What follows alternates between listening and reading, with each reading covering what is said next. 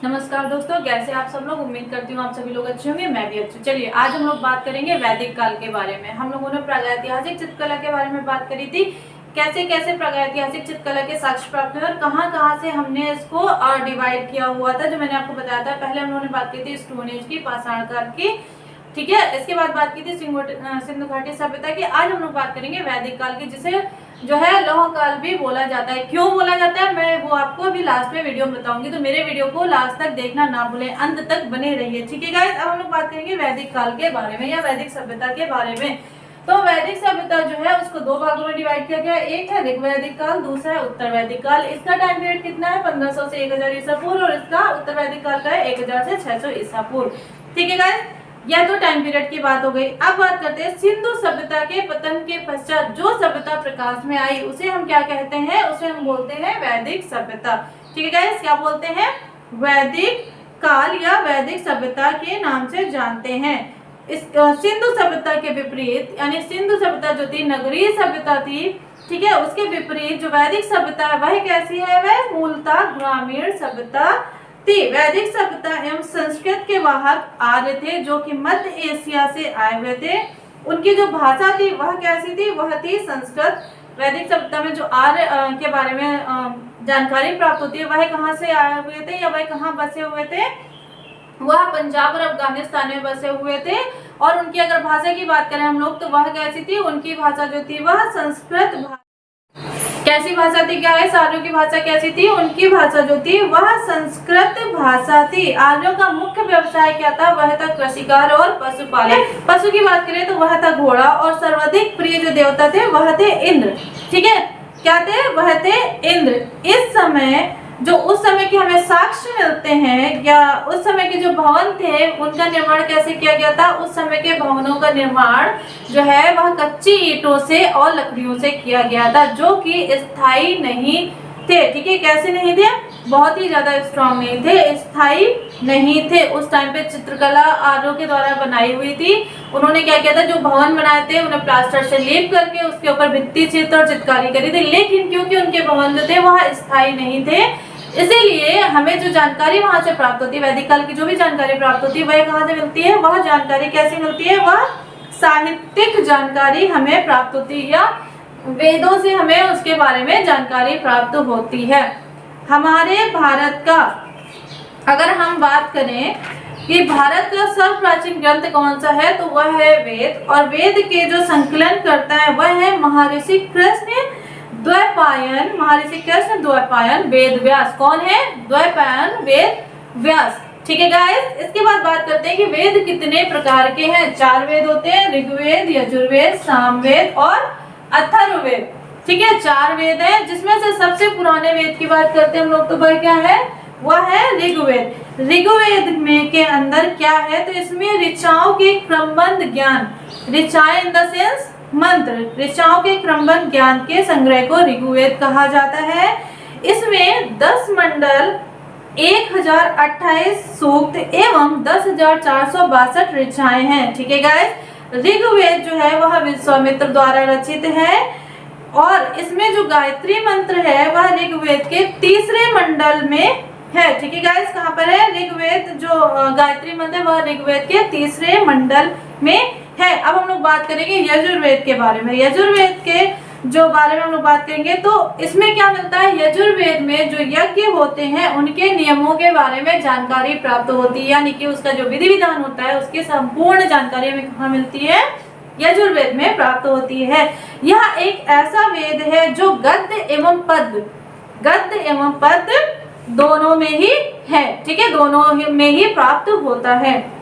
इसके बाद हम लोग बात करेंगे सामवेद के बारे में। साम का शाब्दिक अर्थ होता है गान। इस वेद में मुख्यतः यज्ञों के अवसर पर गाए जाने वाले मंत्रों या ऋचाओं, दोनों में से कुछ भी लिखा हो, समझ जाइएगा। ऋचा लिखा हो तो मंत्र, और अगर मंत्र लिखा है ऋचाओं, जो भी ऑप्शन में हो, का संकलन है। इसे भारतीय संगीत का जनक भी कहा जाता है। किसे भारतीय संगीत का जनक कहा जाता है?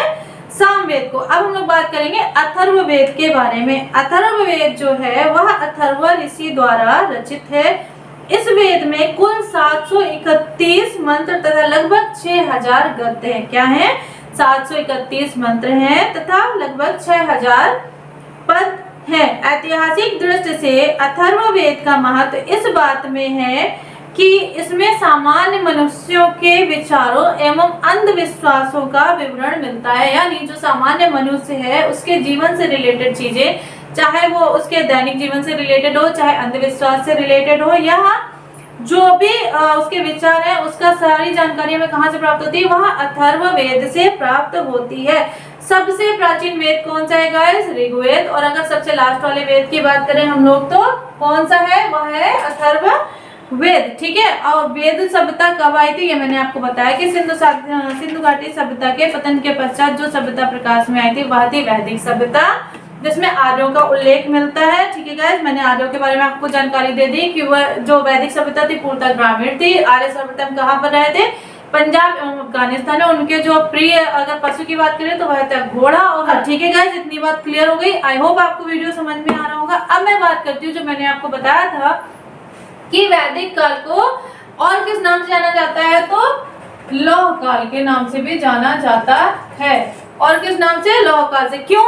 क्योंकि ऐसा माना जाता है कि जो आर्य थे उन्होंने लोहे का जो है लोहे की खोज आर्यों ने करी थी, जिसे उस समय श्याम आयस नाम से जाना जाता था। ठीक है, इसीलिए इस काल को लौह काल भी बोलते हैं। आई होप इतनी बात आपको समझ में आई होगी। अब बात करेंगे कि इस समय के जो भवन थे मैंने आपको बताया कैसे थे, स्थायी नहीं थे, कच्ची ईंटों एवं लकड़ियों से बने हुए थे।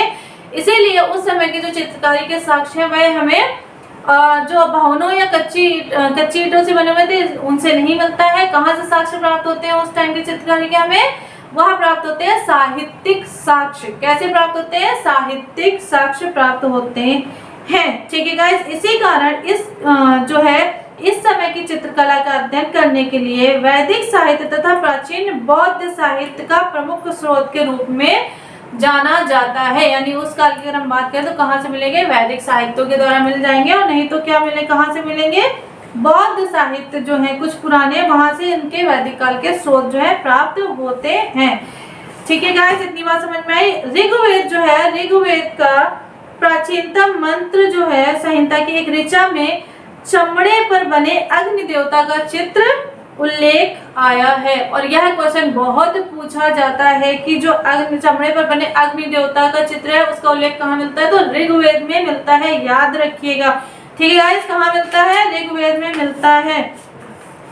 वैदिक साहित्य के इन प्रमाणों के अतिरिक्त जापान में एक अति प्राचीन सचित्र पांडुलिपि प्रकाश में आई है। क्या आई है? सचित्र पांडुलिपि प्रकाश में आई है। एक जैन कल्प सूत्र में सूर्योदय का चित्र भी इसी परंपरा का है। कैसा है?